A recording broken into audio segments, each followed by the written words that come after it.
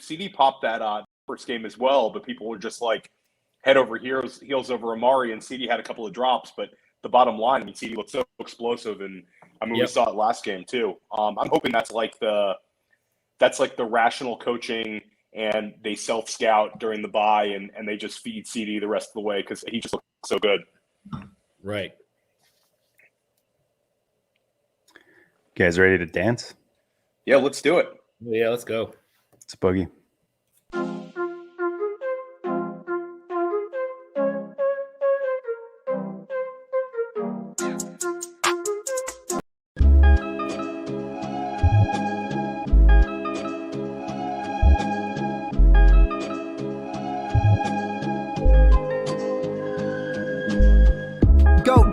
You know the Pope listens. Dynasty, our religion, for the blokes missing. On all of these trades, on all of these plays, on all of these grades. By the end of the day, y'all getting played. So, what you gonna do next? Try to fill up that flex? Send the homie a text? That trash offer's the best? You try to make it complex, then they text you back. Now all of a sudden they don't make any sense.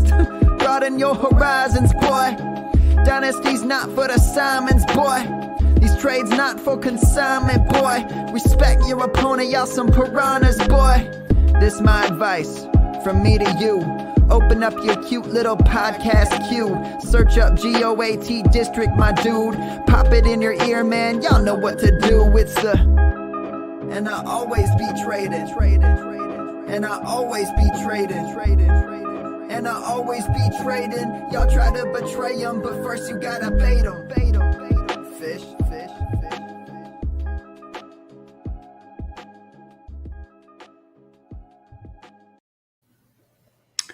What is up, Fantasyland? We're back in the district, and we are so spoiled in the district with those Gabe beats that I keep mixing up that intro, man. I keep grabbing the wrong one because we have too many options. But shout out to Gabe on that, and Dan made graphics for the visuals.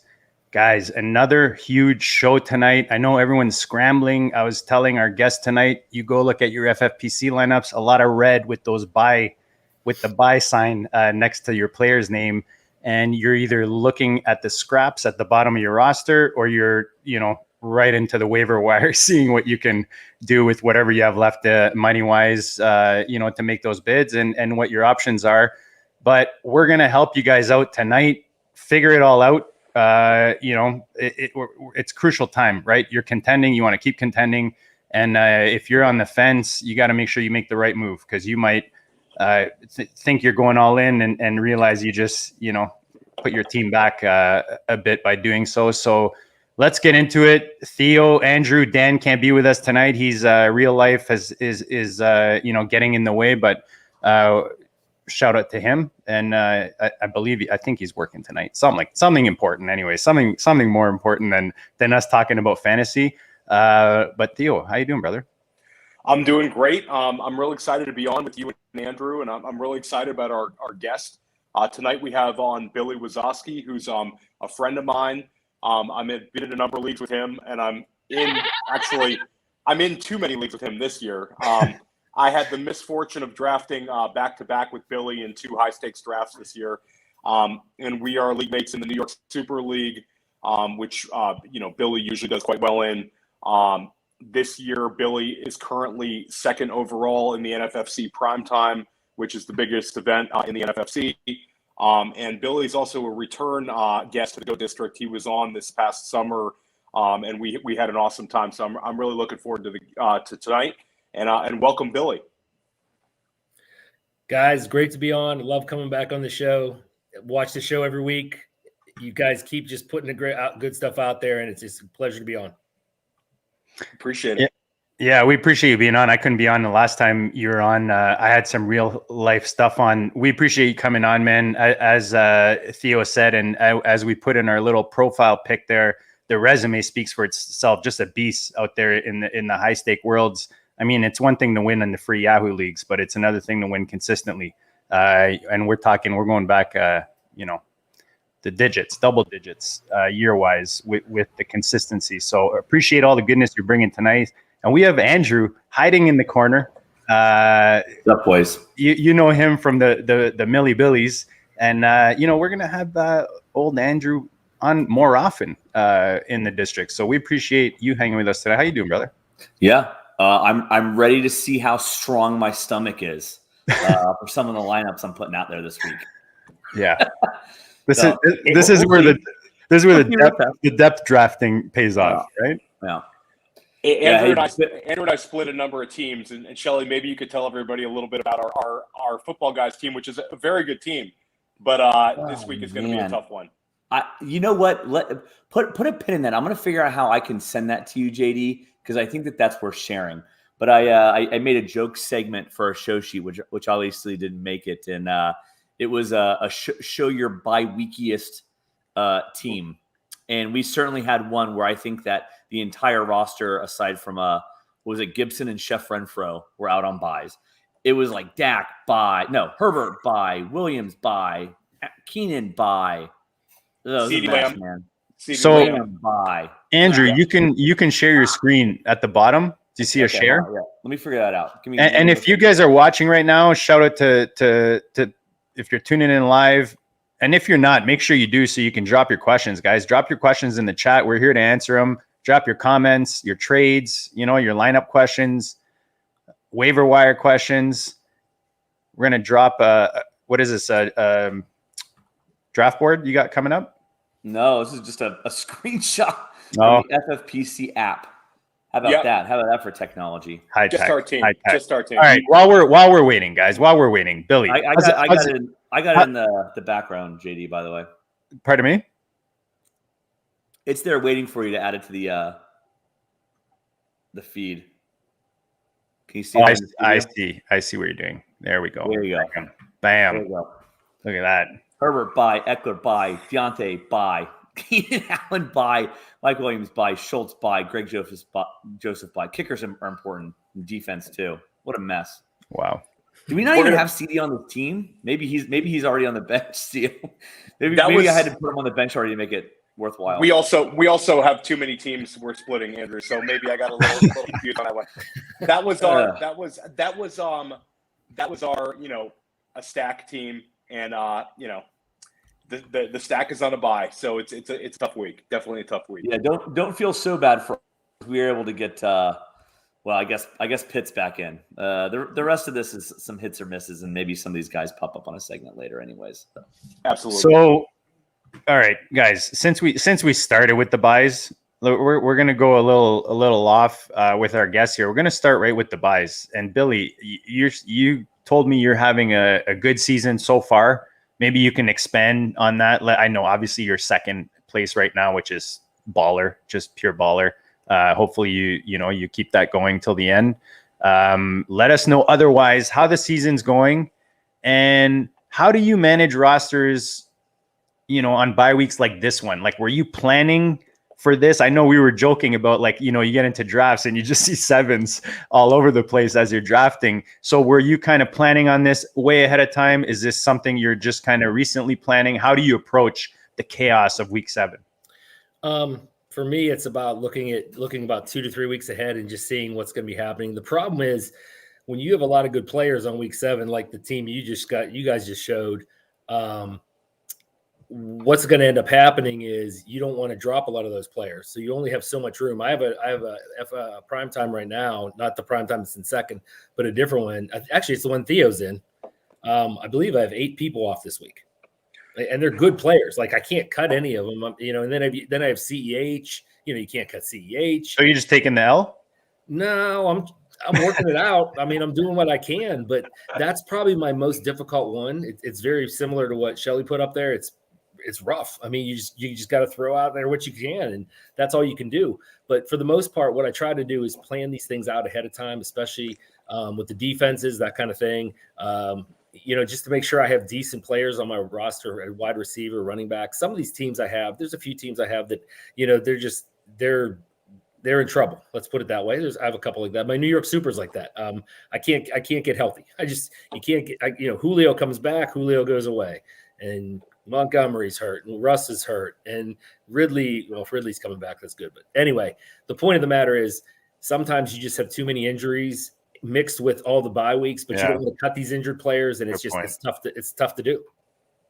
Yeah, I have so many. You get what, three IR spots, right? Like the dinos on NFFPC, and it's just they're all full, and then you have like half your guys on your bench are either injured or on bye. Theo, how you guys plan this way ahead? Is it you just kind of rolling with it, or are you just taking an L? What are you doing? So I'm definitely not trying to take an L, but I think Billy brought up one of the really, really good points is this is a week that you see panic cuts where maybe a guy that shouldn't be cut, a guy like a Kenny Gainwell, is going to get cut in some leagues. You're going to have to look out for guys who can help you down the stretch. It's kind of funny that if you look at the waiver wire this week, it's not really an impactful waiver wire. I mean, maybe there's a couple guys that Dearness Johnson's going to get a start.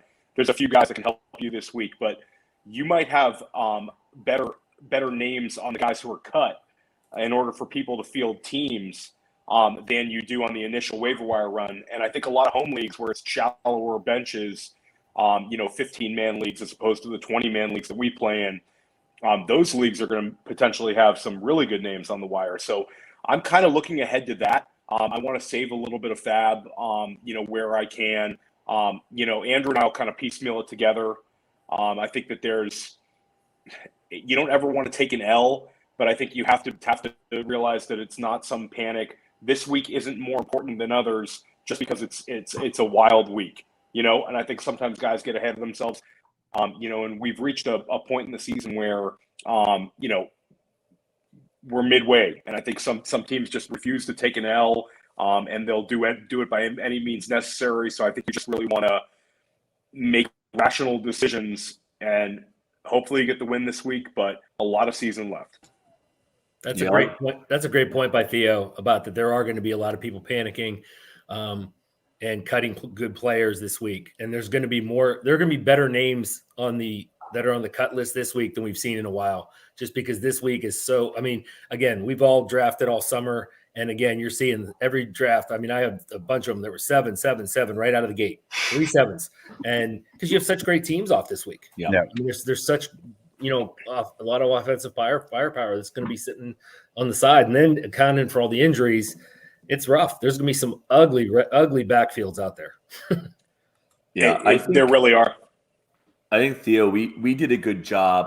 I'm not so much planning ahead on the kickers and defenses. I think that can come together, but I think that we did a good job putting together like the Billy strategy of looking the 2 to 3 weeks ahead on the quarterback, knowing and again, I just showed Teddy Bridgewater, so I don't know how well we planned, but nevertheless, I think that was our real thing. Wherever we had Josh Allen or Justin Herbert or Dak Prescott, I think that we made conscious which we had him almost like one of those three on almost every team. So knowing that everyone was going to be going after the week 7 quarterback, I think we really made a conscious effort to make sure we had the quarterback locked down, and then hoping that the rest of the roster would kind of sort itself out as we went along. Yeah, Shelly and I put in dollar bids for quarterbacks a couple of weeks back, and it helps because it wasn't like something that was like a life changer. It's not like Mac Jones is going to go for 10% or something this week. But when there's multiple teams trying to cover up a position and multiple teams dealing with the bye weeks, then you see the bidding go up. So, Billy talks about 2-3 weeks out, you want to know what's going on with your team. Andrew brings that up as well. I think that's really, really a good level of thinking. This week we have 6 teams on bye, which is really hard to deal with, but we do have a lot of four weekers coming up. So I think you can kind of look at your one-off positions, your tight ends, your quarterbacks, and at least have a little bit of a plan of what you're going to do. And this week's kind of a lesson in that regard. Yeah, I love the insight, guys. Love especially the guys being dropped. We talked on this show, going far into tournaments, thanks to guys like Juju and Odell being dropped in their rookie seasons. You see it every year, right? Those second half league winners getting dropped, especially when the bye weeks kick in. So pay attention to that. You talked about kickers and defense. Billy, do you ever have scenarios where you're keeping more than one of each on your roster? You're keeping 2? I'm probably one of the few people that do this. I do keep 2. I have some teams that I honestly have 3 on them. And I will play a matchup for like a 3-week stretch where I just especially if it's like Houston or Detroit or something like that, rather than keeping a Zach Pascal or a somebody that's just I'm going to have no use for, who I can pick up somebody that's just similar to him on the waiver wire at any time. I will hang on to those. I never keep 2 kickers. I'm going to be honest with you. I'm going to be very hard pressed come week. I think it's 12 when Arizona's off, because I love me some Matt Prater this year, an Arizona kicker, because he's not only a great kicker, but he's in a great offense that, gets a lot of points. And I'm going to have a hard time letting him go. So that might be a week where I hold 2 and then obviously just dump him back into the pool. But I am a big fan of the defenses and keeping an eye on that and just looking at the matchups going forward and everything like that.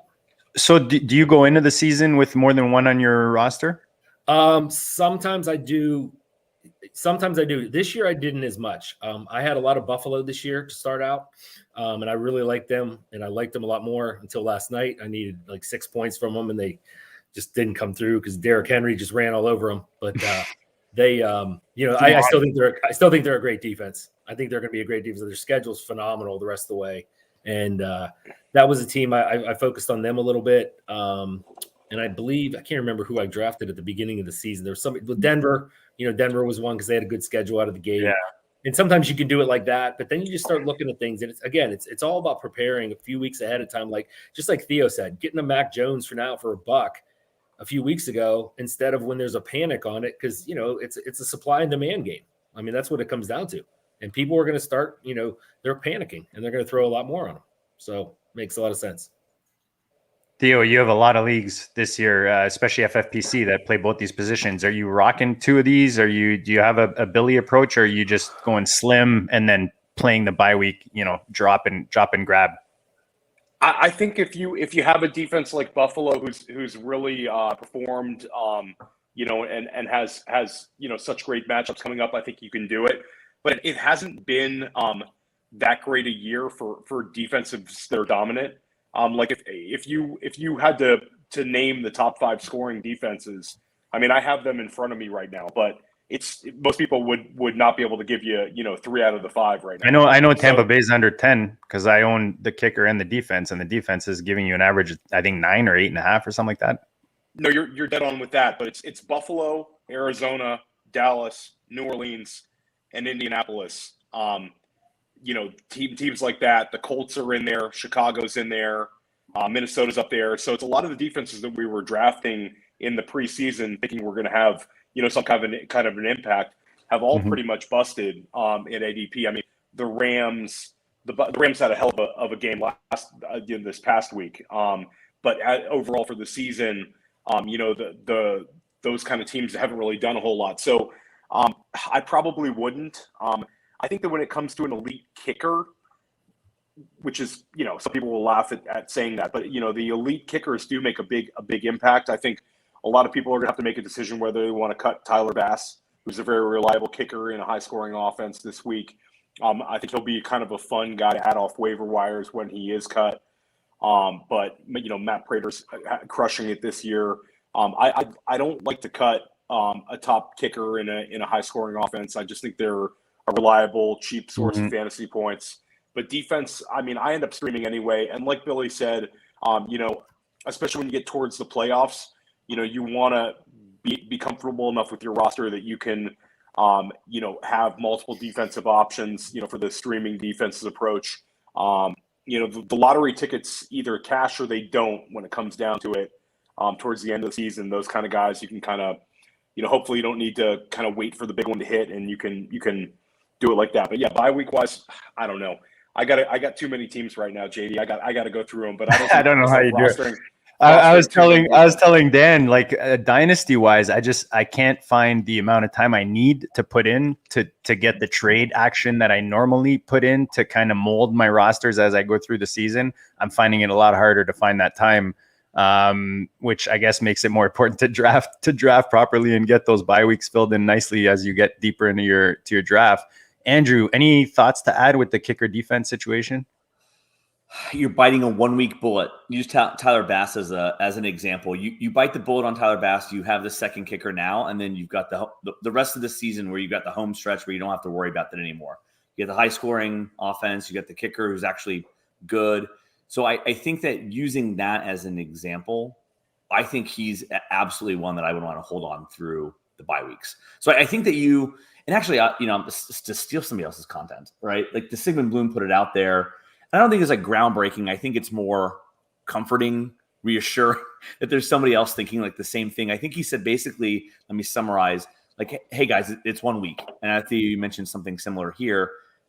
Don't go crazy. And I think that that's where I'm at. I'm not trying to take losses, but where I am honestly assessing where my roster's at and what makes the most sense for my teams and where they are, I am making some tough decisions about maybe taking losses at a kicker position because I'm biting a bullet on Tyler Bass. You think fantasy, and especially these 10-team leagues or 10 starting roster leagues, what's the likelihood, right? If I gave you guys 5 shots on a kicker, name me 5 kickers that will absolutely cover the spread on the difference of my matchups. Maybe I went outright without the kicker, or maybe I get my dick kicked in regardless of which kicker I pick up. So I think that, especially when you think of kicker defense spots, sometimes biting the bullet can help. And I think just feel comforted and reassured that, sometimes we have to make these tough decisions and it's okay to go contrarian because we're not all perfect. And again, if I give you 5 shots, who knows if you can get one of those kickers right to exactly cover the weak spread. Yeah, there's always that point. Yeah. So I was going to say, Theo, it always seems like the league where you need that certain position is the league where that's the thinnest at in waivers. And then you go in the league where you're loaded at that position and the waiver is just like a gold mine of, let's say you don't need tight end. There's like every tight end you can think of on there.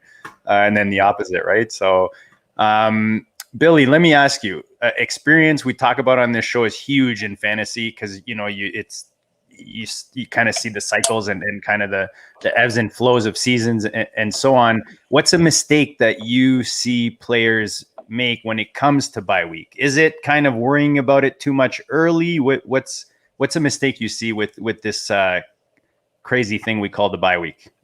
I think people spend a lot of their fab on one player, their one position. If they need that running back or they need that receiver really bad, they spend way too much on that person. We've all done it before where we've overspent on a player. You spend way too much. You see the backup bid and you're like, oh my gosh, but sometimes you just got to get the guy. You got to get your guy. I get it. But, like Dearness Johnson's perfect example this week. You can look at this 2 ways. This week, I think he's the guy, for this week. After this, if Chubb comes back, he's useless in my opinion. If, as long as Chubb is healthy. Now, if Chubb re-injures himself, then you got to play her again. But the problem I see is if people pick up Dearness Johnson, let's say he gets 16 on Thursday, he gets 16 points. And then the following week, Chubb's back in. He doesn't even get off the bench, or he gets 2, and then he gets another 2. What are you going to do? You're probably going to cut him, and you spend $250 on him for 1 week. So, we joked last show, Billy. You ever do this where you bid on a guy, you're happy you got him, and then you set your lineup and you realize you can't even fit him in, and yes. That was the only week he was good, yes. And kind of wasted, right? Yeah, that happened to me with Khalil Herbert. Yes. This week. I had a team, I had him, and I'm like, oh man, this is great. Then I'm like, I look and I can't remember who I had on the team. I'm like, I can't put him in there. I can't even fit him in. Yep. And it stinks. And then the week you need him, he'll go for like 4. Yeah. That's just, that's Murphy's Law. That's what happens. But yes. That's one of the biggest things. I think sometimes too, I've seen teams, I don't see many, obviously, people on this show, but I've seen people who are fans of one team and they will load up on one team. Now, if you're a fan of the Cowboys, that's fine, or Tampa. But if you're a fan of the Lions or the Texans or something, and you're loading up on players just to have them, it's like you're in trouble. And and then you're trying to plug those guys in, and other than that, it's just not being prepared again and overpaying for players. Bye weeks, you either have the guys or you don't on your bench. And I've said this from day one. I think the better players in this industry, what they do is they prepare for those bye weeks ahead of time. And I always say if you have a deep bench, you're going to be fine because the other people that aren't fine are going to get clobbered in these weeks. And this is where you can make up some serious ground. So, that's the way I've looked at it. Theo, you're a waiver wire connoisseur with your work at Player Profiler. Any mistakes that you see out there, even if it's, I know, look, we're not perfect, right? We've made mistakes and we're like, oh man, I'm never doing that again. So even if it's one of those that you've learned from, or one that you see other players make when it comes to the waiver wire, that you end up digging a hole. I think that we've touched on it a little earlier, but panic buying, having to spend a lot, because this week seems difficult, and maybe spending money on a guy who's not going to give you multiple weeks of return on your money. I think we also, and it's not really a necessarily this week problem, but people pay for touchdowns, they pay for big plays that happen in previous weeks without looking at the usage. We're in a great time where whether you have a subscription to a number of these sites or not, it's easy to find statistical information on the web right now and on Twitter. You have to look at routes run, you have to look at snaps. You can literally Google it. I looked up guys' snap shares, before we came on. I literally Googled it, didn't go to a specific site, pulled it up easily. Mm-hmm. So like a Donovan Peoples-Jones, the guy has produced 2 weeks in a row. I like him a little bit. I'm sure we all do a little bit. But when you look into, what he actually is versus his stats the last 2 weeks, it kind of paints a different picture. And I think that you don't necessarily see that mistake in some of the leagues we play in where guys have a little bit more money invested. But I do think in home leagues, you'll see, people paying for, last week's stats. I think that's probably one of the biggest mistakes people make. We want to pay for usage. We want to pay for touches. I think those kind of things will end up correlating into points more than, some of these, hit or miss guys that might be playing, 40% of snaps. How about you, Andrew? Yeah, no, I just think it's that honest assessment of where your team's at, and I think that you're hitting on it is, can I truly make this up this week on what's available, or did I plan ahead? And that's not to say that that's like fatalistic. You're listening here for advice, but I think the advice is have that honest assessment. Where are you at? Can I actually win the week via the waiver wire? And if you can't, right? If you didn't plan ahead, and that's okay, just have that honestly. Like think to myself, like, okay, where do I have holes? Is the kicker, defense? Do I need to keep them? Whatever it is, like I just think it's managing your expectations to where if you didn't plan ahead and you're stuck in this situation, all's not lost. Try again next week and don't like throw good money after bad, literally on the waiver wire. So I think that's kind of where I'm at, is just like, just taking that honest assessment of where the teams are. And not to get off subject, but I was curious all of your guys' thoughts. We talk about like strategies like stacking, skinny stacks, all these little things that come up, zero RB, zero wideout, robust running back. What about bye week stacking? Where, I've heard people talk about it in seasons before, but nobody really does it.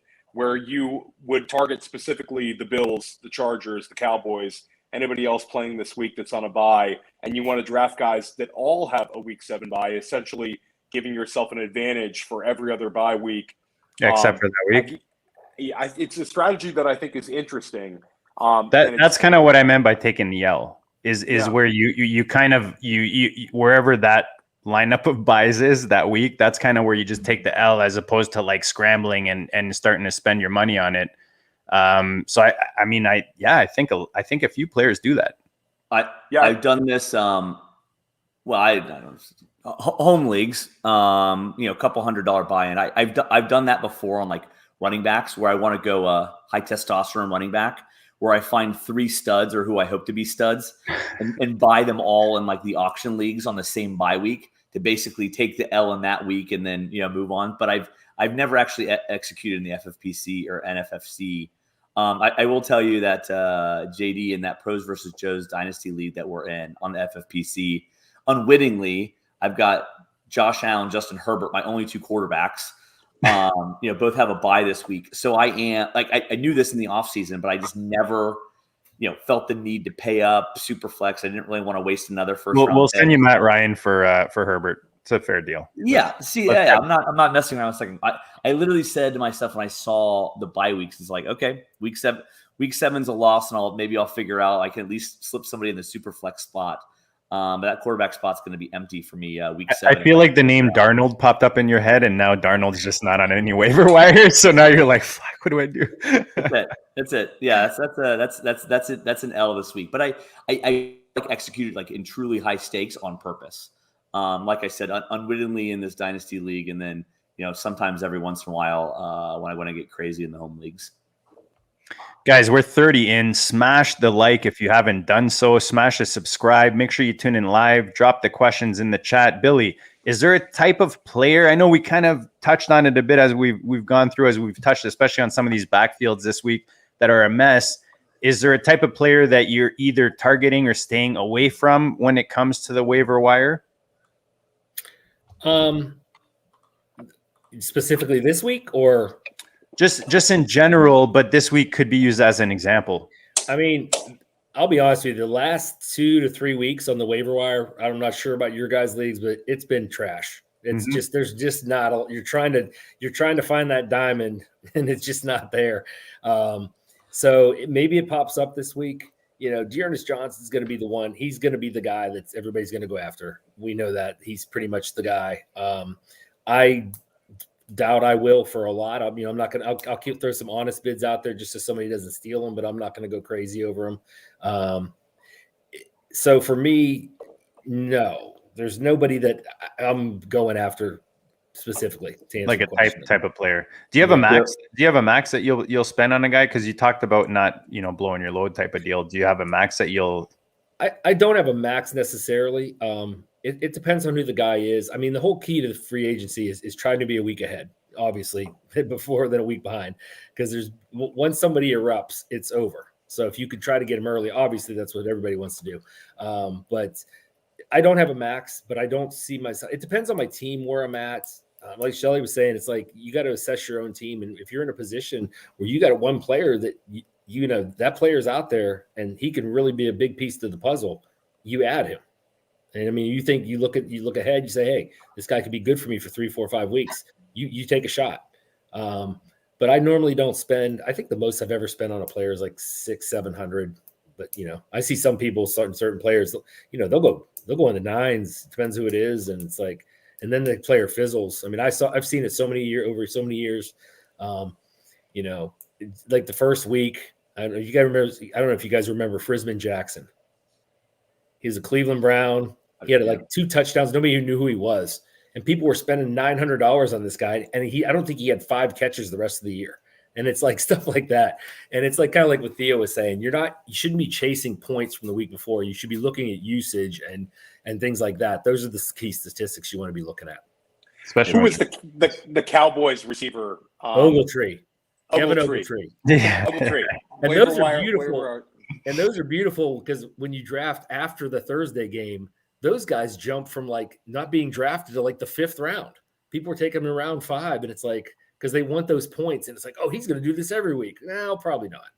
But I don't think I'm putting the exact words in your mouth or acknowledging Billy, but I use Zach Pascal as an example, and I think that those are absolutely the waiver wire traps, like the guys who I don't think will ever forget the usage, forget the chasing the points. I think it's they're just not that talented. Like they're not going to be like the difference maker. So I don't think that's if you're saying that about Pascal, but I think that on any given week, if you find yourself needing a single wide receiver, like go off of any of those like air yards models or whatever they are, figure out like the super cheap guys, get them for $1 on that week that you need them. Like you don't need to be holding lots of these just a guy wide receiver 4s and 5s. Like hopefully you already have the difference makers. And I think it's like that kind of discipline to say, I can't be blowing my load because I can just pick up the next week's guy for like $1 off of what these models say if I truly need somebody. So like I think that those are the guys that I'm really trying to avoid on the waiver wire in terms of mistakes being made. Right. Yeah, and I think go ahead, Billy.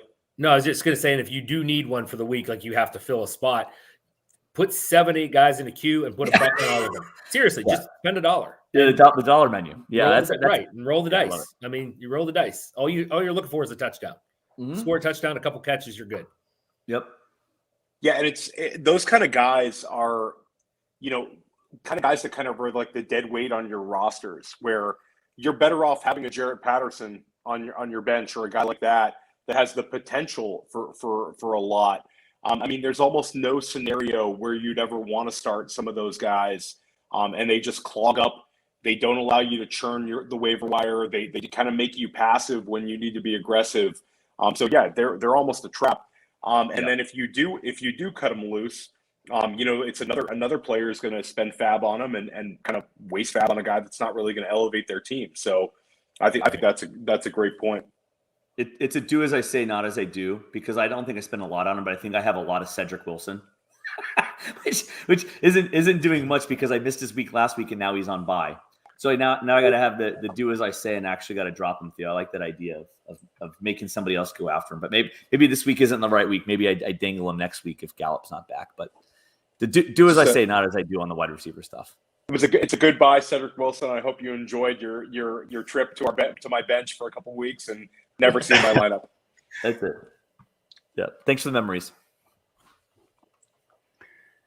All right, guys. Let's you know what? Let's get into the kind of looking ahead here. We lined up some nice little topics to touch on.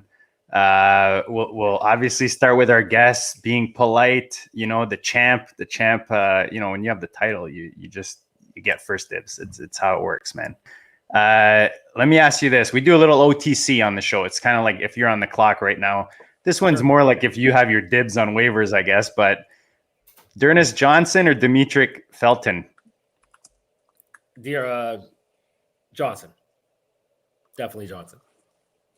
Theo? But I mean, yeah, I think it's Johnson. It's not. I don't think it's particularly close. Felton's interesting. I like him in Dynasty more than redraft because he can really catch the ball and he's got athleticism. Shelly and I rostered him together. In I believe 1 or 2 leagues, but it's not going to happen. It's Johnson. I think the only way you'd see a big Felton game is game flow. If the Browns get behind, maybe they have to play catch up, which I don't really think either. But Felton's interesting. Dynasty players should grab him, but if you're in redraft, you need points this week, it's Johnson. He's going to get 15 plus touches, no doubt. Shelly? Let me just be contrarian here and say that based on this, right, I'm going to end up with a lot more Felton, right? Because I think that I'm going to get him on price and force bids or just like the floor bids, if you will. Probably won't be expecting much, but I agree with you. I mean, his pass catching, him being a wide receiver in college is probably helpful there. So, that would be like the bet that you're making. I am surprised, though, Theo, in a very non-serious context, weren't like you ranting about the infamous D'Ernest Johnson bid from like 2019? Yes, I was. How did you not mention that and then completely go against him because of that? Okay, so I'll give a little context here. In the New York Super last year, the league I'm in with Billy, I made a big bid on D'Ernest Johnson after he had his good game. I mean, not a big enough bid, but a big enough bid to be annoying, like 15%, something like that. Where obviously it was a horrible bid, and then this year. I mentioned that I grabbed him a bunch of places last week. When Chubb was out, I did a bunch of dollar bids on D'Ernest Johnson. So now I have a good amount of D'Ernest Johnson. I'll give a shout out to Nelson Sousa, a friend of the show, former guest, and a guy I split a team with. He's been on Johnson as well, and we added him on an online championship team. We split together, and I said I'm just going to keep doing that a bunch of places. So yeah. Shelly, I'm not proud of it. I've been a D'Ernest Johnson guy 2 years in a row. He's a jag, but I'm happy. I'm happy where I got him for $1. I mean, I didn't spend anything, and now it's that's my thing. I got to wear a D'Ernest Johnson jersey or something at some point. Yeah. Very unscientific, but just in the leagues, I did the FFPC free agent search. So just quick and unscientific, but it looks like Felton's only available in like 25% of my leagues, but it looks like D'Ernest Johnson's in like 90%. So I thought that was interesting that people, if they were doing the cleanup Sunday bids, it looks like there was a lot more on Felton than it was D'Ernest. So he's more exciting, but I think a lot of times more exciting doesn't get the touches for these NFL coaches. Yep. Theo, I'm totally stealing all your questions, so just nod and smile. Thanks, brother.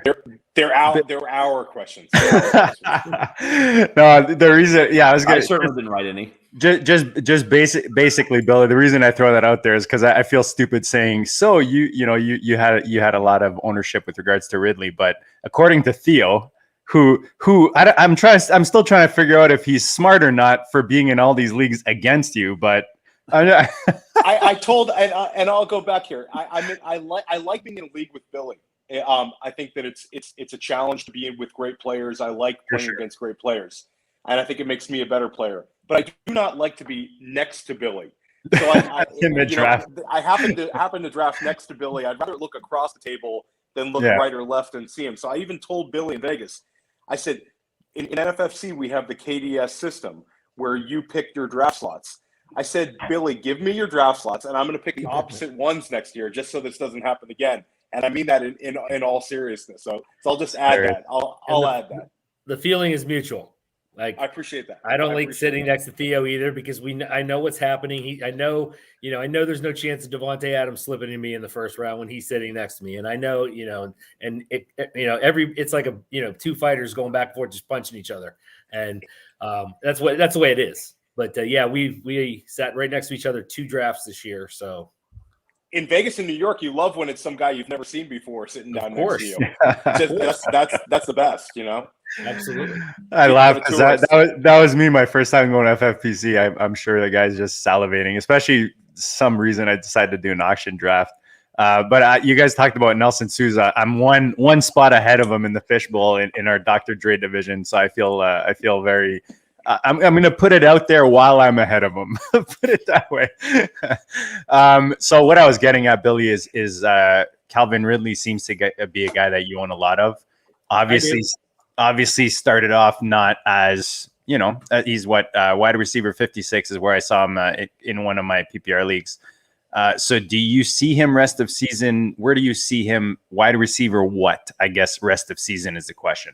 So I actually looked into him a little more. Obviously missing that Jets game was huge. That could have been just, salivating when you play the Jets, but missing that game was a big one.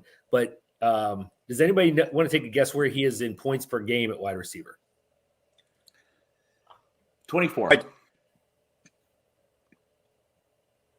Anybody? That was a guess. I'll throwing out a number. That's a great guess. I'll say somewhere. Sorry, Theo. No, I was going to say somewhere in that wide receiver 2-3 range.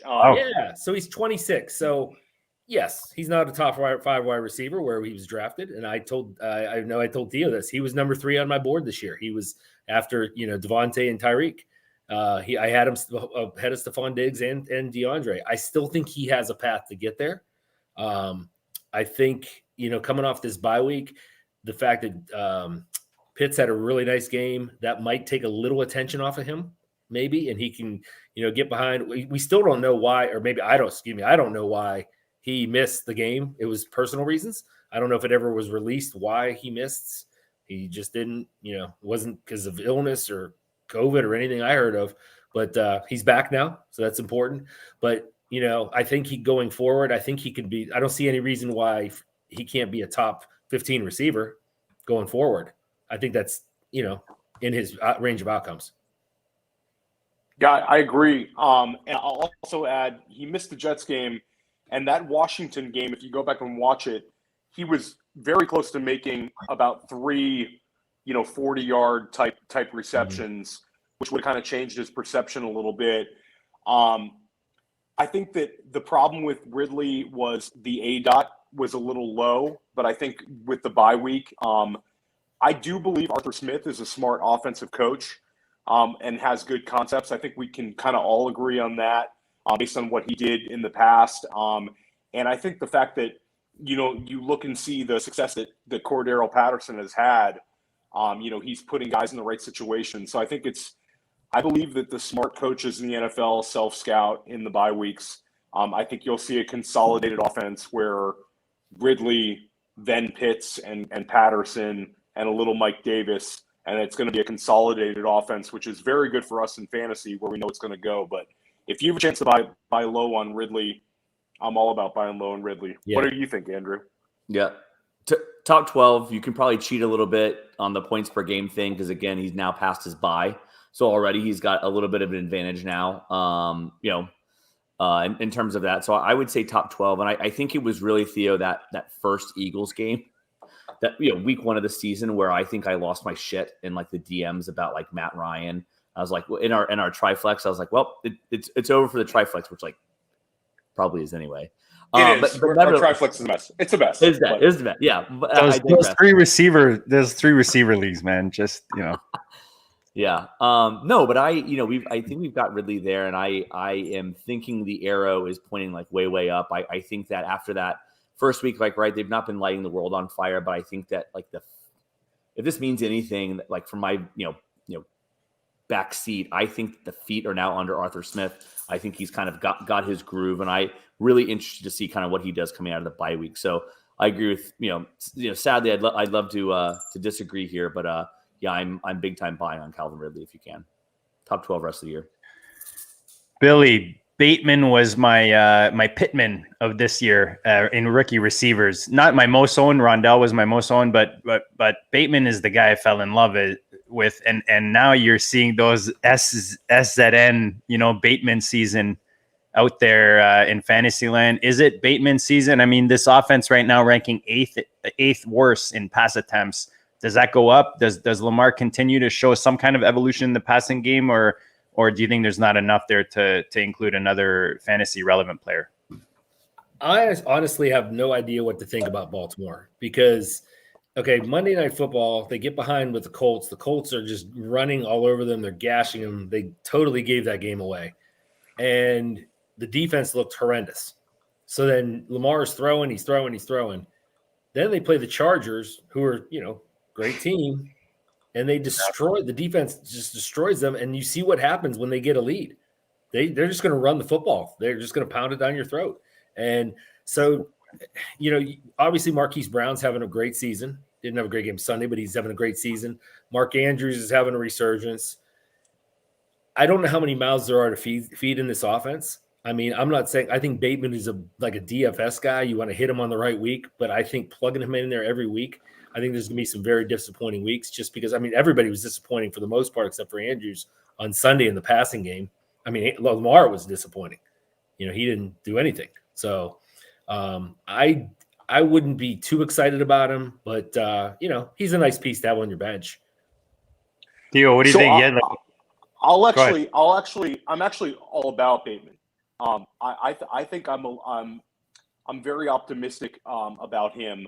I'll give a shout out to Ben Gretsch. I was listening to his podcast today, and they talked about the consolidation on the targets, where basically Bateman seems to. Sammy Watkins was out, so I think Billy's right. It's not a guy you do want to keep on your bench at least for another week. But I'm optimistic that Watkins, when he comes back, is not going to be any kind of a threat to Bateman, and I think he'll at least have that role. And Watkins was getting a good amount of targets, and I think Bateman just has a ton of juice. He was like their preseason kind of darling. Everybody's talking about how dominant he looks in the preseason. He's the reason Hollywood Brown slipped in drafts. A part of the reason. And I think that it's going to be a consolidated tree with Andrews, Bateman, and Hollywood Brown. And I think that there's a chance that you're getting, he had 6 targets his first game in a blowout where they ran the ball. I think there's a chance that he becomes a, 6+ target guy every week in a very efficient, high-scoring offense. And I believe in his talent. He's a guy that I wish I had a lot more of. And I'll give a shout out to Spencer R. Schultz, who's one of my personal favorite Ravens follows. It's Ravens for Dummies. He's one of the best, sharpest Ravens guy. He works for Baltimore Beatdown, a couple of sites like that. And he thinks his bold prediction is Bateman's a top 12 wide receiver for the rest of the season.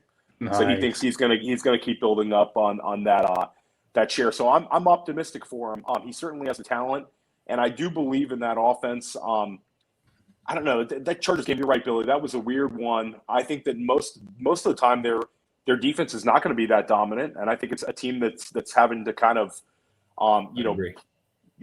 keep the pedal to the metal, and they're unable to run the ball like they used to. So I think they're passing a lot more, and Lamar looks good, and I'm optimistic for it. What about you, Shelley?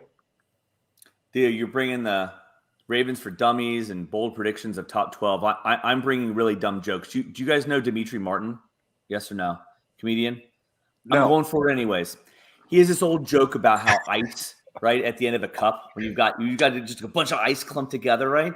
He's got this old joke where he's like, all this ice gets together and like, brothers, Hold! Attack! Hey, man, we're in Bateman Brothers Hold season right now. I like, Billy, your perspective on the DFS play. He's obviously not a drop. Don't be the psychopath who drops T. Higgins and Justin Jefferson last year. Don't drop him, right? I don't know if you can totally commit to playing. I definitely see the upside. I want to believe in the upside. I'm encouraged by his first game back. I said that I guess we're in week 7, so who knows? Maybe he's your wide receiver 1 this week. Nevertheless, I'm in Brothers Hold season with Bateman. I think that he's going to be one of those guys though after the Ravens bye week where maybe he just explodes. So I'm cautiously optimistic. I'm rooting for him. I'm hoping Ravens for Dummies is right with the top 12. My expectations are slightly tempered for now, but I'm really looking to slot him into those lineups after the bye week here in a couple weeks. Yeah, I think he's going to be the kind of guy that you're going to think about flexing, right off the top, just based on his talent and potential. And like Billy said, leave him on the bench and see what happens. But man, he's very, very talented player. Yeah. Oh, no question, he's talented. I don't question his talent at all. I would have, I remember in the draft, I was just crossing my fingers he was going to Kansas City. That would have been the ideal situation. I was like, man, please go to Kansas City. And there he would have been a completely different, or any great offense. But, Baltimore's kind of before this year was where, wide receivers went to die. And, they're again, Lamar's had a few good games, and Marquise is, obviously Marquise is off to a great start overall. So we'll just see how much volume is there. If you, like you said, if it's consolidated with those 3, it could work. It's just about how much they're running the football too. So. Absolutely. And I think it's kind of like, like we talk about the self-scouting. It's odd to see Harbaugh, a Harbaugh team playing like this, but I think it's based on their personnel. I think they just can't run the ball like they used to, and we'll see how it goes. Yeah. Also based on the offenses they're playing against, maybe. Yeah. Theo, I'm going to go to you. You're all charged up. Will the real Carolina offense please stand up? Which one is it? It's kind of like a roller coaster here with Darnold. And we were so optimistic about him weeks back. And he's had some rough games here. Matt Rule has come out and said that they want to run the ball a lot more. You saw Chuba Hubbard, getting more carries. I'm hopeful that, and obviously the Robbie Anderson stat line this past weekend was just crazy. It was 11 yards on 11 targets, which is almost impossible for an NFL for an NFL player. Shout out to Wheeler, backing up the big man. So it's going to be OBJ rookie year. I love that, Wheeler. Yes, for sure. But I don't know, the Carolina, it gives me a lot of worries here. CMC's having trouble getting back. It's going to be a couple more weeks without him. They want to get Hubbard the ball. Obviously, I DJ Moore, I still, I love. I have confidence in him. But, yeah, that offense certainly is a little less exciting than they were a couple weeks ago. It was pretty ugly this past weekend. What do you think, Billy? I don't know how many bigger fans of Terrace Marshall there were in the preseason than me. I was so high on Terrace Marshall. And if you would have told me that Robbie Anderson was off to the start prior to last week, of course, he scored the touchdown, saved his day. But his previous games were so bad, I would have been just dancing. But Terrace Marshall just can't get it going. And this is it's DJ Moore. And, Hubbard's been good. And I like Chuba Hubbard. I think he's a decent running back, and I think he's been a solid fill-in. He's not, of course, he's not McCaffrey, but he's been solid. He's done okay. He's especially in this landscape, what we have at running back, he's an RB2 right now. Good old Canadian boy, man. Come on. It was hockey or football. He chose football. He's doing all right. Yeah. Yeah. He's doing great. But this offense, like you said, we were all excited about Sam Darnold, and it was humming for a while there, and then it came to a screeching halt like 2 weeks ago, and it just doesn't look good. There's something wrong right now. I don't know what it is exactly, but it's just not clicking. Completely off, guys, or opportunity to buy? If you could buy DJ Moore, I would. Andrew's like, no, I'm with Andrew Moore. Yeah, DJ Moore, but who's selling DJ Moore? Other than Moore. That's a good point. Yeah, in Dynasty, I think it's not a bad time to sell Chuba if you can, just because CMC is going to be back, and I think he'll lose value. But you could sell on some of these teams. I mean, I had an offer in a dynasty league for Chuba. I turned down, but people are trying to get him. I don't think it's the worst time to cash out. But yeah, I'm not buying. I'm obviously buying Terrace Marshall long term, but this year looks funny. Robbie Anderson, it's just crazy. The amount of stats he's put up versus the opportunities he's had. I'm not really buying anybody on this offense right now besides DJ Moore until CMC comes back. But you, Shelly? Yeah, the closer we get to Halloween, the PKE meter starts going off the chart for Sam Darnold. Don't need to say anything more. That's a Ghostbuster joke. I don't need to say anything more about the offense. I mean, it's DJ Moore, it's Chuba, CMC when he gets back. I'm buying DJ Moore, but nothing else. No thanks. I'm out. Yeah, and I'd even say you maybe missed the boat on selling CMC in Dynasty. I don't know. I might try to move that. You don't agree? You've seen some interesting CMC trades go down. I don't have them in front of me, but I know that in our Hardway League, I think Austin R. Martin picked up a share. I think Jay Oggs picked up a share. So I think that some sharp people are actually buying slightly discounted CMC right now. He's a really interesting guy for Dynasty.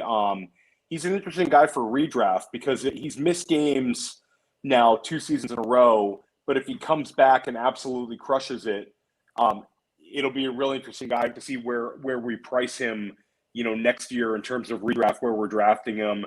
And also, like you said, JD, where does he go in Dynasty startups?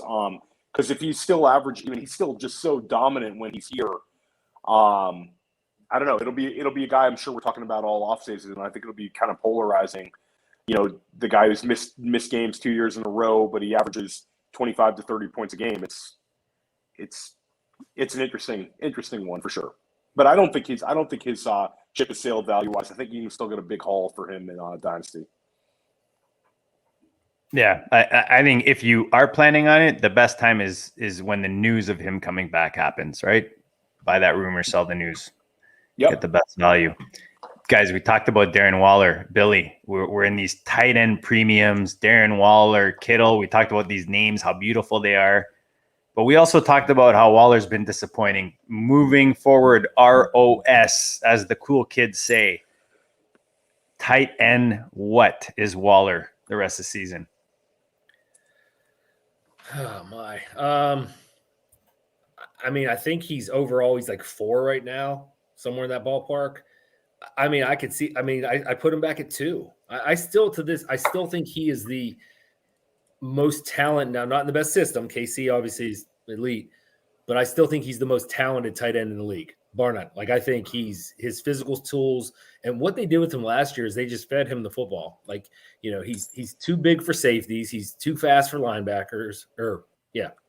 And he's just, I don't know why. And I know they're getting Henry Ruggs more involved, but this is this team, the Raiders team is just not, Ruggs, you're hoping for a long ball or something, but it's just not a fun team to watch. And I just don't understand why he's not getting his 10 targets a game. I just don't get it, because I think I've seen him go up and get jump balls, and he's great in the end zone. And I just don't see it. I see him turning it around. Maybe I'm hoping he turns it around. I have him on a few teams.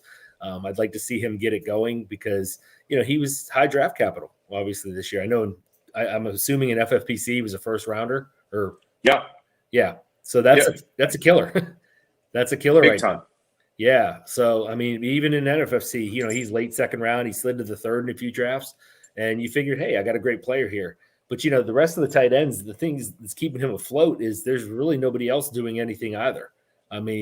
We've seen a little bit of Dawson Knox action, and I don't know exactly. I saw earlier that they said he. Unfortunately, yes. Did they give a timetable on that? I didn't see. It sounds like it won't be that much time. If they have the buy in 3 or 4. I don't want to. I would guess that if it's, I would be surprised if it's 4. I think it's less than that. All right, good to know. Yeah. But you got Mike Gesicki, who's kind of has a little resurgence now, and it's nice to see Tua targeting him. But when Parker and Fuller come back, does that change a little bit? Goddard's getting a nice bump because Ertz is now gone. So hopefully, I don't know if Jalen Hurts, if you let him throw it to him 20 times, if he could even get it within his range, more than 5 of them, because he's just that's another offense that has me just disgusted. But so if you look at the whole tight end landscape, I don't see why he can't be a top 2 or 3. But he's definitely been disappointing for sure. Yeah, I think. Go ahead. No, Andrew, go ahead. Well, I was going to say, as the resident square here, I just don't think, I go back to like my basic instinct of like what's going to make me happy, and I don't think that, aside from if you had a Kelsey Waller team, congrats to you, I suppose. I just don't see another tight end that I would be happy or happy with myself watching the Sunday games go down ahead of starting them over Waller. I put Gesicki in, and hey, great point. Maybe Gesicki continues to outscore him because I think JD, you mentioned he's only got one top 8 week, top 10 week, whatever it is. Got it, understood. But again, I just don't think I can do it. And going back to I think what we talked about on Thursday, what's being too cute for the room. And I think if you got Waller and you think, okay, I don't like the matchup or I'm down on him, I'm going to start somebody over him. I think that you're going to be kicking yourself when we see another week 1 where he's got 13 targets, whatever that number, it was some absurd number in week 1. I think that we're going to have a situation with Waller. So I absolutely put him as tight end 2, just behind Kelsey. And that's it. Nobody else would make me happier starting them over him. Yeah, I'll say tight end 2, but I think that the issue might be that he's not going to make that much of an impact in terms of win rates, where I think that we thought of a big 2 at tight end, maybe a big 3, and at the end of the day, it was Kelsey and then kind of everybody else. But yeah, I'm hopeful that Waller can get back on track. I agree with Billy. It makes no sense that he's not getting 10 plus targets a game. It seems like they get to 7 targets for him, and that's pretty much it. And the first game they had their best win of the year over Baltimore, and he was targeted 19 times, and then everything kind of just changed, which doesn't make sense. But Gruden's gone. I think that they're gonna potentially see some changes going forward in terms of usage and all that. And I think when it comes down to it, you got to feed your horse. He's the alpha. He's the Devontae Adams, and hopefully moving forward we see a big bump. But I'll say tight end 2. I think that's fair. And Mark Andrews is having a great year. He's there now, but I think Waller will eventually pass him by. And Theo, you brought up a great point. How if he's tight end 2, let's say he scores 200 points, which isn't just in PPR, that's a disappointment. You're taking a guy that's a huge disappointment. He could be tight or 220. And if he's tight end 2, just because of all the injuries and everything else, and you're saying, I had tight end 2, but it's not 280 like last year. That's the biggest key. Yeah. Davis Maddock had a great term last year that I try to use sometimes. It makes perfect sense. There's a lot of these guys are purgatory players where you might say that I have running back, 23 or tight end 4, and your team sucks because you don't have anybody that's really moving the needle or doing anything. And I think the tight end has a ton of these purgatory player types. I think the difference this year is Knox and Schultz were either cheap waiver wire ads or you took them in the 18th to 20th round. So those guys might have much bigger win rates. And like you said, Gesicki has been so far a hit. But gosh, it's if Waller ends up with that and you took him in the first round of FFPC or the 2-3 turn in NFFC, your team probably didn't do well, probably didn't make the playoffs. So it's he's got to really turn it around for those win rates. I had running back 15 last year, which was Kenyon Drake. He was a disaster. But if you think about it, he was almost our RB1, which is crazy, but he was horrible. And so that's a great point. Tight end 5 or 6 might not be very good this year. It's just might not be anybody that's making a true impact on your team. Yeah, and historically, the those that do not entertained one, JD. No, that was. It's a trap. It's a trap.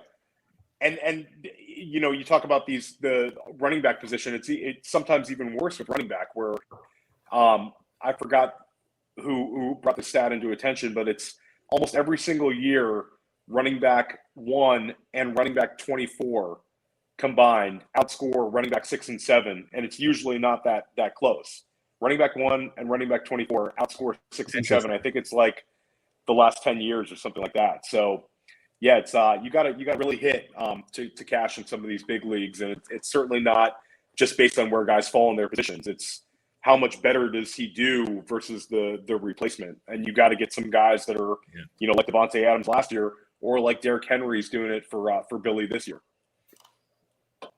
That sounds like an Andrew stat right there, Theo. I'm just saying that those are. It might have been Andrew. I'm just the problem is like, I was thinking about that. I think that we've just been saying that stat back and forth at each other and just like reflecting it to where we've like just sized it to whatever we want it to be. Because I was also looking for that stat the other day too, and I could not figure it out. And I was like, well, I guess it was just something that Theo and I made up, and we've just been saying everything. It's like the position cliffs. Like for the longest time, I was sure RB was between 24 and 27, but that's moved so much, that it's like that's not even relevant anymore. But people just throw it out there, and then it's like, oh yeah, I think that's the cliff.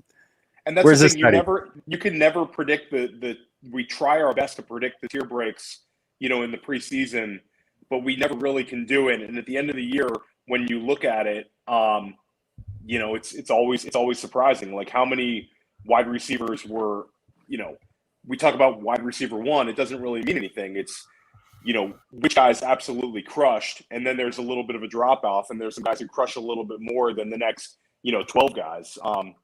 It's always very interesting to start looking at those sort of things. But it is not fake news. Running back 1 and running back 24 do outscore running back 6 and 7. We're not making that up in the GOAT District. You can Google it. Yeah, I couldn't find it either, Theo. I agree with you. I was looking for it. What's that line? Because I crush a lot. Man, I can't think of the Biggie line right now. Missing the first half. Anyone on here? No? Going once, twice? All right, I'll think about it later. Guys, smash the like. We're at 67 large. Like, just drop. I don't know about you guys. I've been writing all kinds of notes. The goodness is dropping on all kinds of topics. We got one quick one to talk about, but guys, smash the like, smash the subscribe. We appreciate Wheeler out there dropping the goodness, one of the top rankers out there in fantasy land, and one of the OG GOATs, one of our favorites for sure.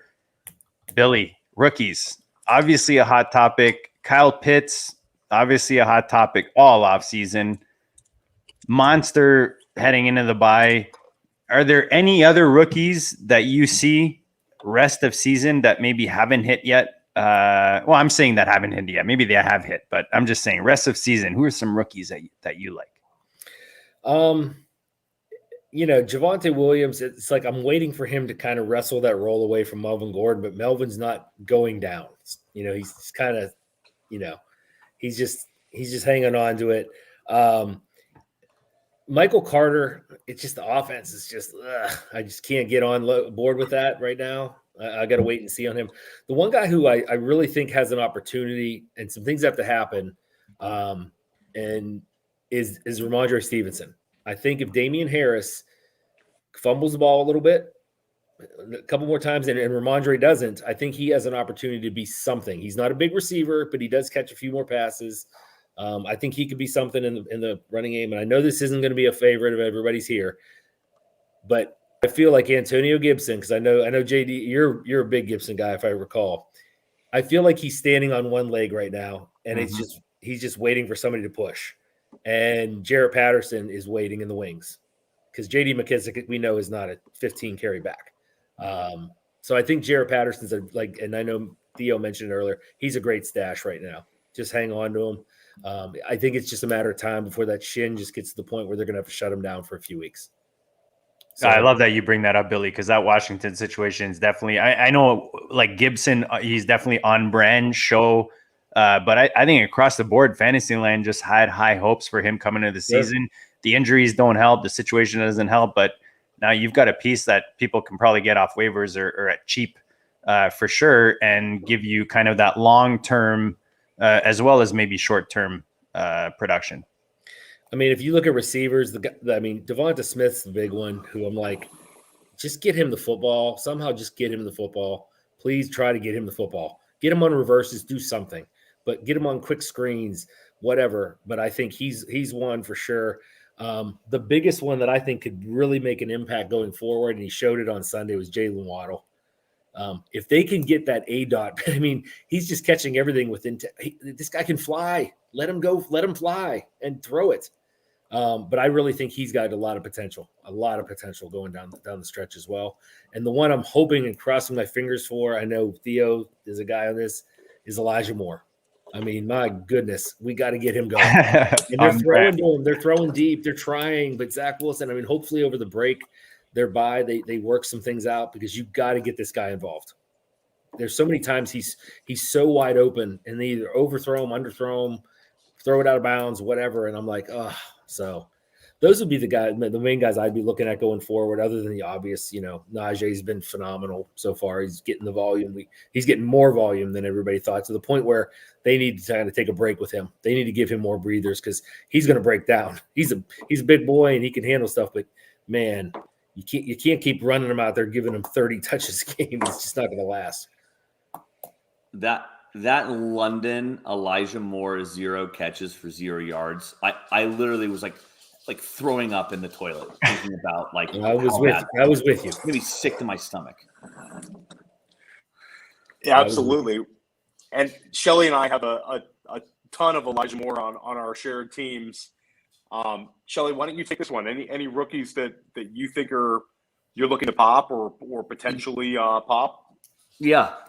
Thanks for asking. I was going to go wide receiver direction and then decided that was too on brand, so I had to pivot.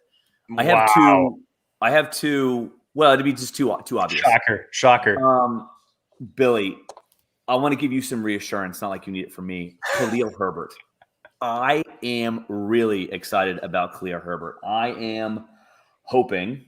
Nobody wants people to be injured or sick, but I'm hoping that they kind of have a rookie takeover with unleashing a little bit of field and unleashing Khalil Herbert. I thought he looked really good.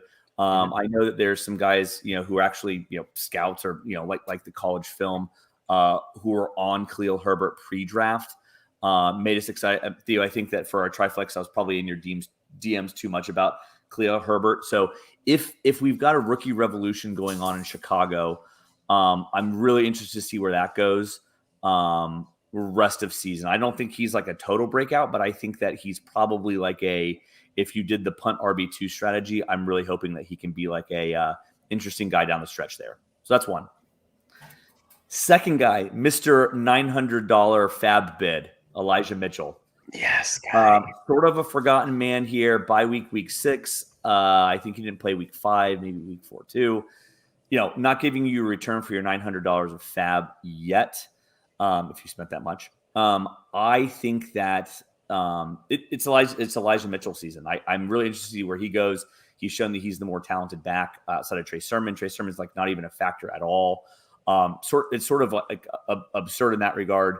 But nevertheless, I think that everyone loved that San Francisco playoff stretch, and I think that we've kind of forgotten that with all the Trey Lance, Jimmy Garoppolo, kind of forgotten about it amongst the bye week and whatever. I think he's going to come back from the bye week ready to smash here in the next few weeks. So I'm going to go off-brand 2 running backs, Khalil Herbert and Elijah Mitchell. I got 12%. 12% Theo, Elijah Mitchell. It definitely better be season. Yeah. In fairness to Kev Wheeler, who's in the chat, yes, Jeff Wilson. I will also tell you that I think Theo, you and I, and a bunch of other leagues, we were scooping up some JaMychal Hasty too, wherever he slipped on the waiver wire. So instead of preparing for the week 7 bye weeks, I was grabbing IR players. So that just tells you where I was at mentally in week 7. So. But I love Herbert. I love Elijah Mitchell. No, I love those calls. I think that Herbert looks great, and I hope you're right. I have a lot of Herbert, but I don't know. Nagy's one of these guys. I think it's going to be hard for him not to get touches for Damian Williams as soon as he comes back. But yeah, Herbert certainly looks donkey. Yeah, I mean Herbert looks like he's got the juice, and it would be good for Fields. I mean Fields had his season high in rushing yards last week with Herbert next to him the entire game, so I think that's something there. We touched on Bateman. That would be my guy. One other rookie that I think is interesting coming off of a bye, we've talked on the GOAT District about him for a while, is Pat Fryer. Freiermuth. Nice. I thought it'd be one of the two. I like that. So Freiermuth is interesting because Freiermuth had a season high in targets and catches, the first game without Juju. So we expected some big usage jump for, the wide receivers, and it would be more consolidated, but it ended up being the rookie tight end, seeing, more usage in a 23-20 game. So I think it's more of a speculative guy. It's rookie tight ends. If they're not Kyle Pitts, it's kind of hard to see it. But I think Freiermuth could end up being a guy that you're, starting. I think a top 12 tight end, I think is a reasonable bet for at some point in the season where you're wanting to start him over some of these guys that are kind of lacking juice. He's certainly got it athletically, and the coaching staff seems to like him. And one thing I brought up a couple times on the GOAT District is Tomlin seems to self-scout well. We saw Chase Claypool have his huge game coming off of a bye. So I think, with the bye week, I think they can sit back and look at the fact that Freiermuth is good, and they'll try to get him a little more work. And Billy, I'm actually curious your thoughts on Freiermuth as a Steelers guy. I think he's fantastic. I think he's very good in the red zone, and I think he's going to get more looks in the red zone. He's got great hands. And the beauty with Freiermuth is, and the thing that goes against Claypool is, Ben Roethlisberger right now can only throw effectively like 15 yards downfield. I mean, literally, he just can't throw the deep ball anymore. He just doesn't have it. I watched that game the other night, and I've never seen Ben like this. It's like he stares at his main target and does not look off anymore. He's like, I'm throwing it to you, and here it comes. And it's just, as a Steeler fan, and Ben's done so much for the Steelers, for the city of Pittsburgh, that's great. But his time has come. It's time to hang him up. But I think Freiermuth's great I know you guys all play Dynasty. I think Dynasty arrow's way up on him. I think he's going to be a phenomenal player in the future. But as of right now, Eric Ebron, him getting that cheap touchdown the other night, that rushing running back. I'm just like, what? That helps no one. But anyway, no, I love Freiermuth. I think he's fantastic. He was a perfect fit for them because, he's a great blocking tight end. Their offensive line's pretty lousy. So he's going to get a lot more play going forward. I feel like he's going to be on the field a lot. And, he's kind of like in a lot of ways, he's kind of like Heath Miller used to be. He's going to be that like safety blanket probably for Ben. That's 6-7 yards here and there. But again, he's great in the end zone. So I think the needle's up going forward. And that's supposedly how the scout sold him to the coaching staff, was that he is the next Heath Miller, and Ben was obviously all over that. But guys, let's face it, Ben just can't throw the ball that far anymore. So obviously his tight end's his new best friend, and the young stud comes in and is taking some of those targets. 6.6 points per game for a rookie tight end is pretty legit. I mean, considering how this offense is scoring and so on. Guys, tons of goodness tonight. Smash the like, smash the subscribe. We appreciate you guys in the chat. Wheeler, shout out to you. Go check out Kevin Wheeler. Follow him on the Twitter machine. And Billy, man, just a wealth of knowledge tonight at Billy Waz, WAZ88. Anything you want to share before we close this out? We thank you for taking this time with us. You were generous for $120. And hopefully we can get you back on for a third. No, again, great coming on. Love talking football with y'all. It's a good time, and just hope everybody's seasons can stay injury free for a few weeks anyway. We can all just start, getting everything where we need to for these lineups and make a run at it at the end of the season, because that's what it's all about. We all had our misses this year and our hits, and now it's time to just, you got to clean up where you made too many misses, and do the best you can going forward. And just, hope Lady Luck is on your side, because we know that's a big part of this coming at the end. But that's what we've all played for. We're all shooting for the big money, and you got to get there first. You got to win to play.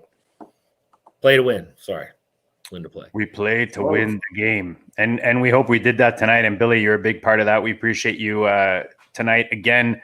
Theo, I know you're pumped about tonight. Your fellow league mate You guys go head to head. So, sharing some insight is always valuable for the listeners. Anything else, man? I know you've got your Serious Waiver Wire article dropping on the regular. Remind the people about that and anything else you want to go out with, buddy. Yeah, you can find my waiver wire column on Player Profiler every week. We're dropping it. Usually comes out Tuesday mornings. So I'm usually trying to finish it out, post Monday Night Football, so we get anything relevant in there. And yeah, you can find me on the GOAT District every week. We've had a great run of guests, including Billy. Obviously tonight was awesome, and we've had some really good ones before Billy. So if you like hearing from some of the top players in the country and some of the smartest analysts, you're in the right place. We have Jack Miller from Establish the Run coming on Thursday night for our Thursday night tailgate show. That'll be fun. And yeah, I'm looking forward to doing more shows. And yeah, like Billy said, this is a week to not go nuts, but give yourself the best chance to win. And if you have a lot of guys on buys this week, then you should be at an advantage moving forward. Is a great way of looking at it as well. How about you, Shelly? Back-to-back Billies, as Billy Muzio points out. There you go. There you go. Sort of disappointing we have a Jack on. It's Billy week. It's Billy week on Billy Go. Billy Go week. There you go. I might have to change the title on this thing. You guys are making me work.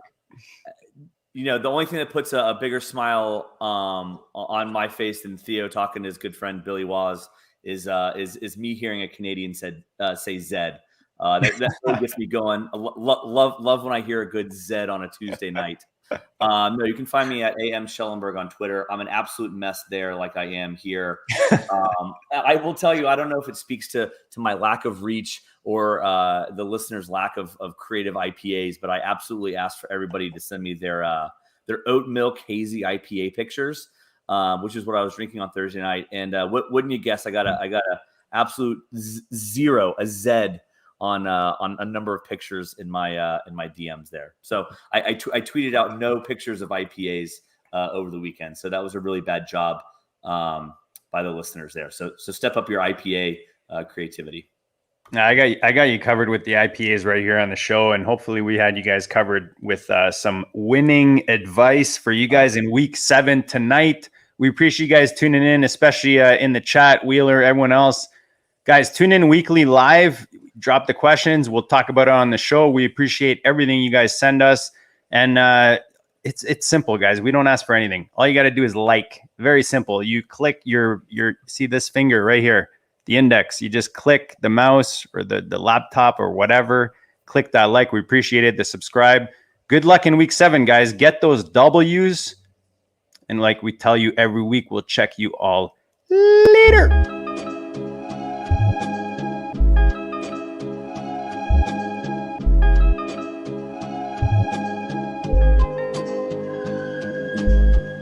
GOAT District, the Pope listens. Dynasty, our religion, for the blokes missing. On all of these trades, on all of these plays, on all of these grades. By the end of the day, y'all getting played. So, what you gonna do next? Try to fill up that flex? Send the homie a text? That trash offers the best? You try to make it complex, then they text you back. Now all of a sudden, they don't make any sense. Broaden your horizons, boy. Dynasty's not for the Simons, boy. These trades not for consignment, boy. Respect your opponent, y'all some piranhas, boy. This my advice from me to you. Open up your cute little podcast queue. Search up GOAT District, my dude. Pop it in your ear, man. Y'all know what to do. It's the and I always be traded. And I always be traded. And I always be trading. Y'all try to betray them, but first you gotta bait them. Fish.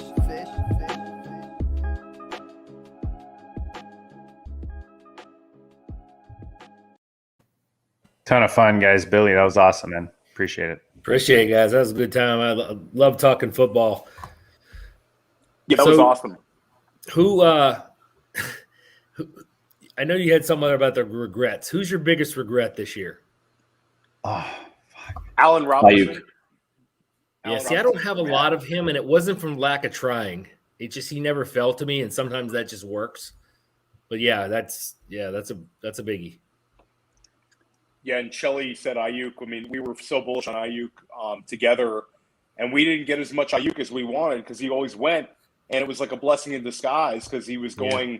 Shelly and I kept drafting from the back end of football guys drafts, and Ayuk was like going so much higher than we could get him, and it was like a huge blessing. But yeah, I have a Ayuk share in an NFFC high stakes league, but Allen Robinson was that guy that it was very hard for me to pass up. I saw 150 targets again. I completely misread the Fields situation where I thought Fields was going to not only elevate the offense and make the pie larger, but he was going to have tunnel vision for his top receiver. So even if he rushed for a lot of yards, he was going to, look for Robinson as, and it's just a mess. I mean, Robinson still gets 20-something% of the targets, but it's 20% of nothing. So yeah, that's my biggest regret was Allen Robinson. And then, like I said, the Kittle, NFFC Kittle, I don't have a lot of it, but it's almost like you're drawing dead when you took them. Not necessarily drawing dead, but some of those teams, it's really hard to get out of that hole when you passed up wide receiver. And so many of those wide receivers hit where you were taking Kittle. So Kittle, Allen Robinson, for me, are the biggest misses, and it was mostly an NFFC thing. Kittle and FFPC, I have hardly any because he was going like 15. And we were, usually going wide receiver or running back at that time. Shelly, you said Ayuk. Is there any other big regrets at this point?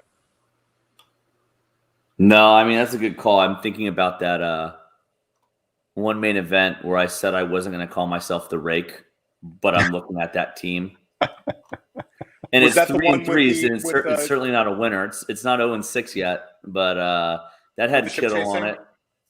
Was that the one with the ship chasing? No. First of all, they're 0-6 in that one. This is the one where I did the Rodgers and Lance combo with Adams. But I came back and I think I started Adams, Kittle, Swift. So I think it's the Swift and Adams that are kind of buoying me right now. But like the Kittle is just like a disastrous miss right now. So I agree with that one. Well, we're 28th now with our main event. Shelly, so we've still got some good hope with that team. This week we got to make up ground during bye week hell. Yeah, man, that was the team I did, and it wasn't even like the team that we drafted. It was just like we did an extra one out of nowhere, and we just got a shitty draft spot. I think it was like my third 7 spot in a row, where I think it just put me in a bad mood for the rest of the draft. But just 28th overall, so that's not bad. We made picks that we weren't like super excited about at the time that turned out to be great picks because of the value. It was like Josh Allen. We were like, we're taking Josh Allen. They want to let quarterbacks fall, and it's been great. So you never know how those work out. No. What about you, JD? Huh? JD, you got any big regrets? Yeah, I mean, Gibson's my 4th most owned player on FFPC, so obviously that sucks balls. But I hit on a bunch of them, making up like. Debo's a guy I own a lot in Dynasty, so I made up with Ayuk in best ball, and that's coming back to pinch me. Terrace Marshall, obviously. I mean, when I draft him, it's late, but still 15%. FFPC, not great. Nah, I mean, still a lot of season left, guys. A lot of season left. By the way, this is like the after hours of Goat District because I don't think you ever hit end broadcast. Oh shit! Yeah. All right. Do that right now.